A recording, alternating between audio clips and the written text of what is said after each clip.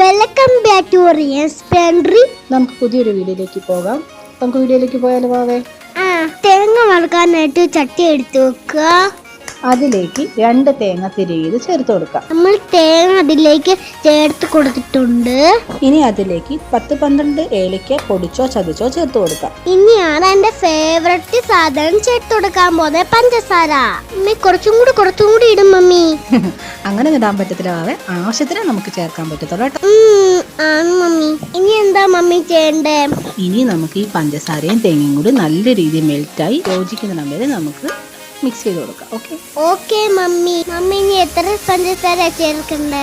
നമ്മളിവിടെ എടുത്തേക്കുന്ന 1/4 കിലോ പഞ്ചസാരയാണ്. ഓരോരുത്തരും ഇഷ്ടം അനുസരിച്ച് പഞ്ചസാര കൂട്ടിയോ കുറയ്ക്കാവുന്നതാണ്. അതിപ്പോൾ നമ്മുടെ പഞ്ചസാര നല്ല രീതിയിൽ മെൽറ്റായി നമ്മുടെ തേങ്ങയായിട്ട് ചേർന്നിട്ടുണ്ട്. ഇനി നമുക്ക് ഫ്ലെയിം ഓഫ് ചെയ്യാം. ഇനി നമുക്ക് കുറച്ച് വെള്ളം വെച്ച് തിളപ്പിക്കാൻ വെക്കാം. ചെറുതായിട്ട് വെള്ളം തിളച്ചു തുടങ്ങി. ഇപ്പോഴത്തേക്ക് നമുക്ക് മാവ് എടുക്കാം. നമുക്കിനി ആവശ്യത്തിനുള്ള അരിപ്പൊടി ചേർക്കാം. മമ്മി എത്ര അരിപ്പൊടിയാണ് നമുക്ക് ചേർക്കണ്ടേ? നമ്മൾ 3/4 കിലോ അരിപ്പൊടിയാണ് നമ്മൾ എടുത്തേക്കുന്നത്. നിങ്ങളുടെ ആവശ്യത്തിനനുസരിച്ച് ഉപ്പ് ചേർക്കുക. നമുക്ക് എങ്ങനെയുള്ള വെള്ളം മോനെ വേണ്ടേ? വെട്ടിത്തിളച്ച വെള്ളം. ഓക്കെ, അപ്പം നമുക്ക് വെട്ടിത്തിളച്ച വെള്ളം ഇതിലോട്ട് ചേർക്കാം. തിളച്ച വെള്ളം സൂക്ഷിച്ച് ആവശ്യാനുസരണം ഒഴിച്ചു കൊടുത്ത് നമുക്ക് കുഴച്ചെടുക്കാം. നല്ലതുപോലെ നമുക്കൊന്ന് കുഴച്ചെടുക്കാം. വെള്ളം കൂടാൻ പാടില്ല. ആവശ്യാനുസരണം കുറച്ച് ഒഴിച്ച് നമുക്ക് കുഴച്ചെടുക്കാം. ചപ്പാത്തിയുടെ പരുവത്തിലല്ലേ മമ്മി? അതെ, നമുക്ക് ചപ്പാത്തിയുടെ പരുവത്തിന് വേണം നമുക്ക് ഈ മാവ് കുഴച്ചെടുക്കാം. നല്ല ചൂടാണ് മമ്മി, സൂക്ഷിച്ചു കഴിക്കണേ. അമ്മ കുറച്ചും കൂടി വെള്ളം ഒഴിച്ചിട്ടുണ്ട്. നമ്മുടെ ആവശ്യാനുസരണം വെള്ളം ഒഴിച്ച് കുഴച്ചെടുക്കുക. ഇപ്പം ഇതിനെ കൃത്യ അളവ് നമുക്ക് പറയാൻ പറ്റത്തില്ല, കാരണം ഓരോ മാവിനനുസരിച്ച് ഡിപ്പെൻഡ് ചെയ്തിരിക്കുന്നത്. അത് നമ്മൾ നേരത്തെ മോൻ പറഞ്ഞ കണക്ക് ചപ്പാത്തിയുടെ അളവിൽ നമ്മൾ കുഴച്ചെടുക്കുക. ആ രീതിയിൽ നമ്മുടെ ആവശ്യാനുസരണം വെള്ളം ഒഴിക്കുക. നമ്മൾ കട്ടയെല്ലാം ഉടച്ചൊടിച്ച് വേണം കുഴച്ചെടുക്കാൻ. നമ്മൾ ഇപ്പോഴേ ഒരു പരുവത്തിന് മാവ് വെന്ത് കഴിഞ്ഞു. ചൂടായതുകൊണ്ടാണ് കൈ വെച്ച് പൊരിക്കാന് സ്പൂൺ വെച്ച് കുഴിക്കുന്നത്. ചൂട് ചെറുതായിട്ട് കുറയുമ്പോൾ നമുക്ക് കൈ വെച്ച് ഇളക്കാം. കൈ വിളച്ച് ഇളക്കാൻ നല്ല മോനെ കൈ വെച്ച് കുഴച്ചെടുക്കാം. അങ്ങനെ നമ്മൾ കുഴച്ചെടുത്തിട്ടുണ്ട്.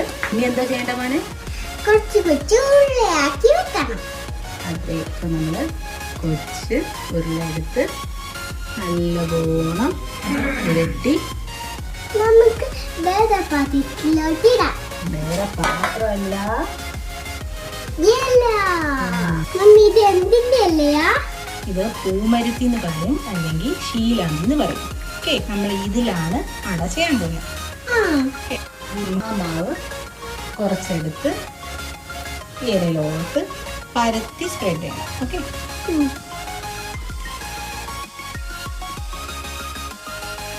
ഇങ്ങനെ നമ്മൾ പരത്തിയെടുക്കും. കണ്ടോ മോനെ? ഇതിനകത്ത് എന്ത് ചെയ്യണമെന്നറിയോ? നേരത്തെ നമ്മൾ റെഡിയാക്കി വെച്ച തേങ്ങയും പഞ്ചസാരയും ഇല്ലേ, അത് അതിനകത്ത് കുറച്ചെടുത്ത് ഇതിലോട്ട് വെക്കണം.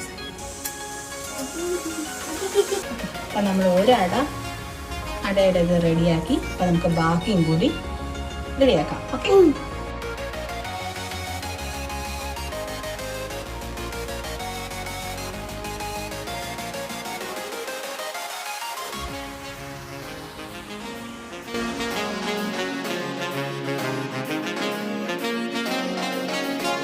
അങ്ങനെ നമ്മുടെ എല്ലാ അടയും നമ്മൾ റെഡിയാക്കി എടുത്തിട്ടുണ്ട്. ഇനി നമുക്കിത് പുഴുങ്ങിയെടുക്കാം. നമുക്ക് ഓരോന്നും ഇടലി തട്ടിൽ അടിക്കടിക്ക് വെച്ച് നമുക്ക് പുഴുങ്ങിയെടുക്കാം. നമുക്കിത് മൂടി വെച്ച് വേവിച്ചെടുക്കാം. നമ്മുടെ അടിപൊളി അട ഇവിടെ പുഴുങ്ങിയെടുത്തിട്ടുണ്ട്. തുറന്നപ്പോൾ തന്നെ എന്തൊരു മണം വരുന്നത്. മമ്മി കൊതി വരുന്നു. മമ്മി തിന്നാൻ തോന്നുന്നു. നമ്മുടെ ഇലയിൽ നിന്നും നമ്മുടെ അട നല്ലതുപോലെ ആയി കിട്ടും. നമ്മൾ സോഫ്റ്റ് ആയിട്ട് കിട്ടിയിട്ടുണ്ട്. അങ്ങനെ നമ്മുടെ അട അടിപൊളിയായിട്ട് റെഡിയായി കിട്ടിയിട്ടുണ്ട്. അങ്ങനെ തേങ്ങയും പഞ്ചസാരയും എല്ലാം നല്ലതുപോലെ യോജിച്ച് അടിപൊളിയായിട്ട് നമുക്ക് കിട്ടിയിട്ടുണ്ട്. എല്ലാവരും തീർച്ചയായിട്ടും ഇത് ട്രൈ ചെയ്ത് നോക്കണം. ഇതെല്ലാവർക്കും ഇഷ്ടപ്പെടും. തീർച്ചയായും എല്ലാവരും ട്രൈ ചെയ്ത് നോക്കണേ. എല്ലാവരും ലൈക്ക് ചെയ്യണം, ഷെയർ ചെയ്യണം, സബ്സ്ക്രൈബ് ചെയ്യണം, സപ്പോർട്ട് ചെയ്യണം. അടുത്ത വീഡിയോയിൽ കാണാം. ബൈ.